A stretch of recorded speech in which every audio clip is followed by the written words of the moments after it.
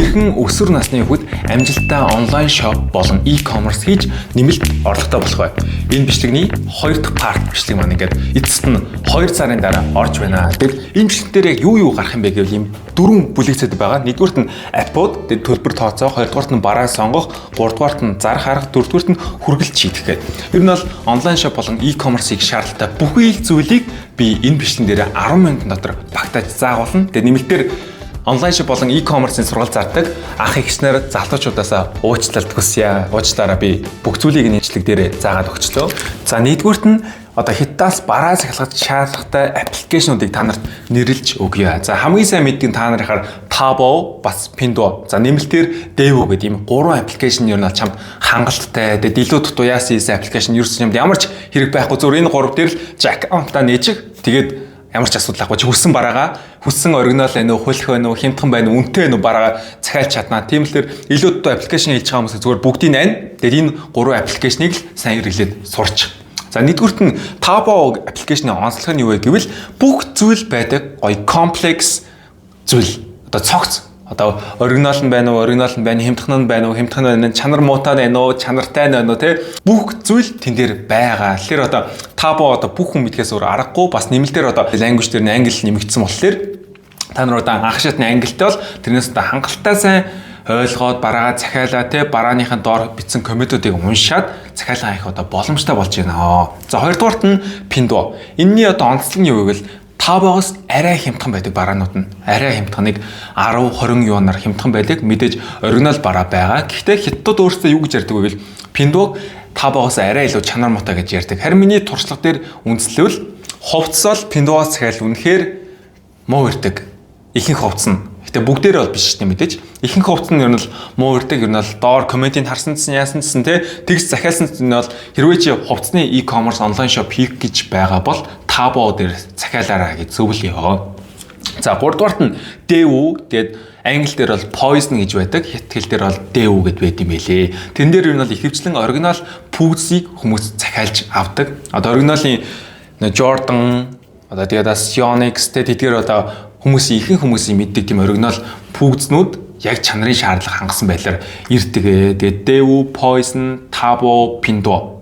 За энэ 3 аппликейшн заяа. Энэ 3-аас чи хүссэн бараа бүтээгдэхүүн захиалах боломжтой. Тэгвэл энэ дээр яг хэрхэн бараа сонгох юм бэ гэвэл дараа хэсэгт оруулна. Гэхдээ тэрнээс өмнө залуучууд нэг хэлэх зүйл байна. Ялангуяа өсвөр насны хүүхдүүдэд заяа.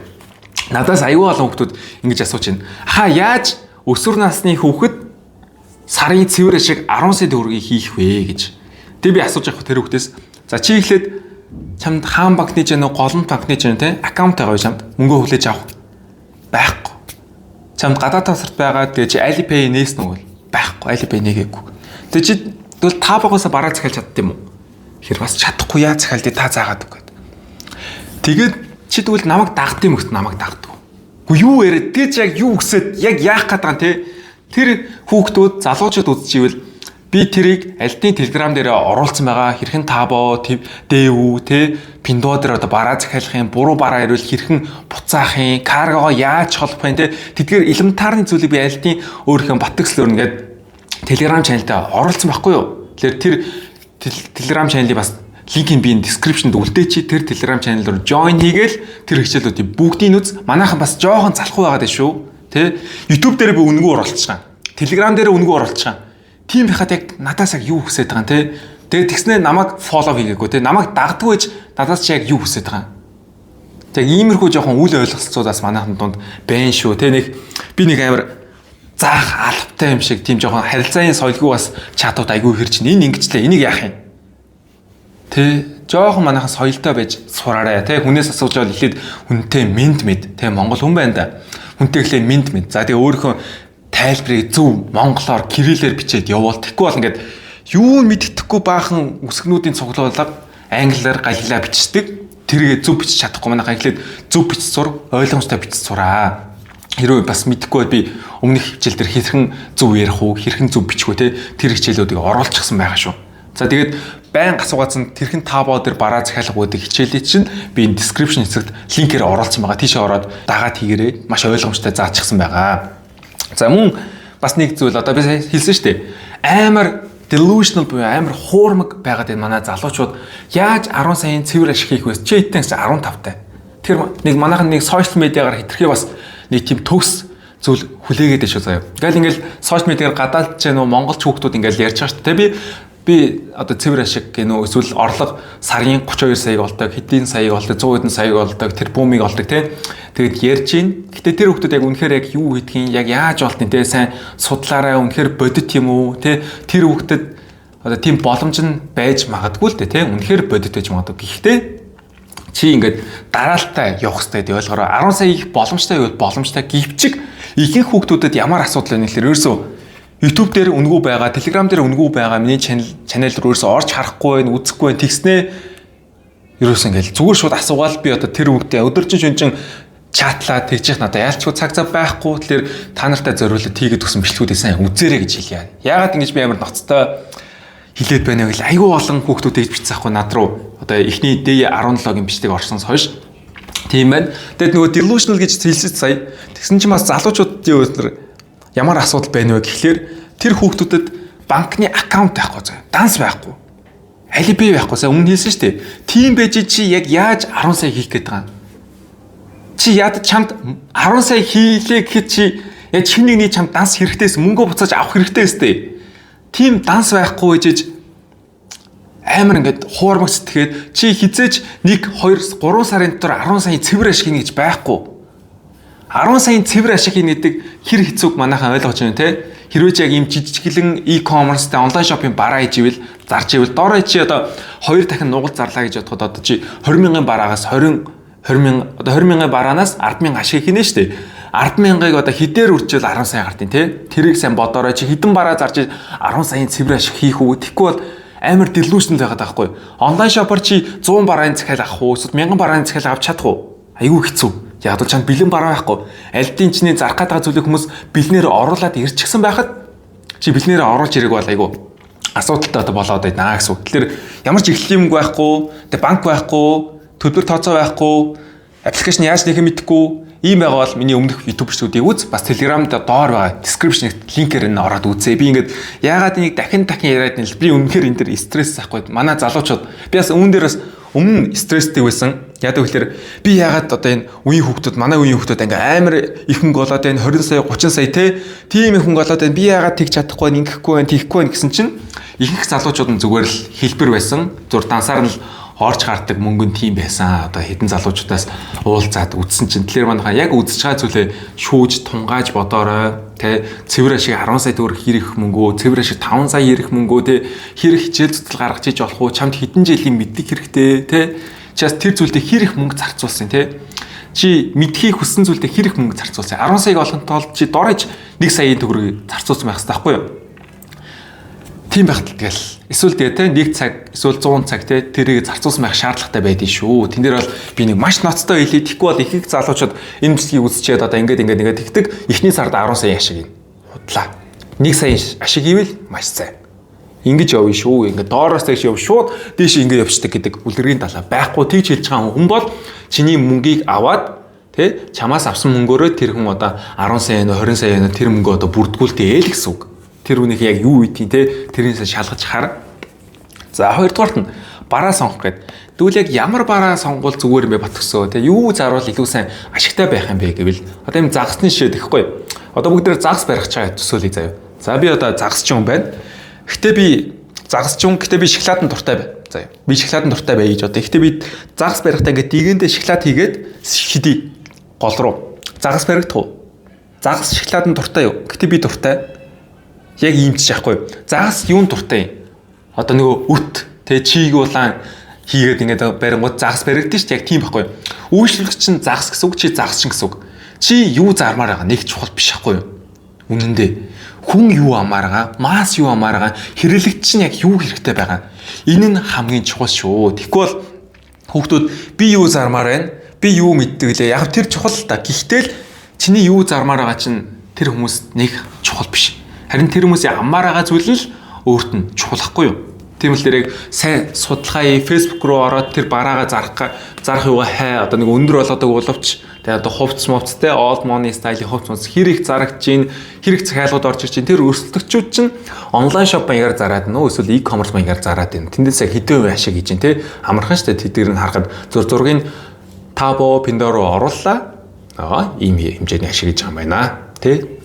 Ингээл яач болно. Тэгэхээр бараа сонгох дээр ийм байна. За тэгээд хэрхэн чанартай бараа Tabo болон Pindoor дээрээс сонгох вэ гэвэл зүгээр сэтгэлийн ороод хараа бас хідэн удаагийн худалдан авалт хийгдсэн байна те. 1000 удаа худалдан авалт хийгдээд тэндээс нь 100 сэтгэл үлдсэн байна уу? 100000 байна уу? 100,000 байна уу? Тэр нь бүгдийн сайн хар. Хятад бол тэр сэтгэлээ бол үнэхээр үнэн зөв бас сайн бичдэг.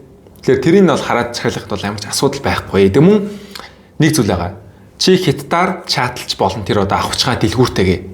Яаж вэ гэвэл ChatGPT гэдэг зүйл байгаа шүү дээ. Чи зөвхөн ChatGPT руу монголоор кириллээр айтайхан утгатай те би энэс одоо энийг захиалмаар энэ үнэхээр ингэж ирэхүү бодит зургийг надад харуулаа. Гэж ChatGPT руу оруулаа өмнөх хэл рүү орчуулаа гэд өгчин заяа. Тэнгүүд ChatGPT чамд хэтгэлээр өгчин чи тэрийг copy paste буцаагаад тэр дэлгүүр рүү явууллаа. Буцаад дэлгүүр чинь хятадаараа хариу бичин тэрийг буцаагаад ChatGPT руу орууллаа. Тэгээд нэг монгол дээр болохоо ийм маягаар бол чатад явах үнэн боломжтой болцсон. Би сая бүр ингээд 12 сая төгрөгийн одоо бараа хөлтгдүүлсэн ахгүй юу тэр дэлгүүрт. Тэгээд бүр бөө юм болоод ингээд тэгээд яана би одоо яач вангөч вэ гээл. Тэгээд яасан чинь тэр нөгөө хүнтэйгээ чатлахдаа би ChatGPT-гээр чатлсан. Бас одоо Pindoor дээрээс би захиалсахгүй. Pindoor дээрээс захиалахад хэрвээ чиний бараа чих хөл хэрээд эвдрэлтэй иржүүл тэр дэлгүүртээ гомдол гарга. Эсвэл одоо тэр security гэх юм уу да тэр аппийн аюулгүй байдлыг хангадаг тийм хүмүүсээ тэгэхгүй тийшээ чи мэдээлэл явуулж болно. За 3 дугаарт нь зарах арга.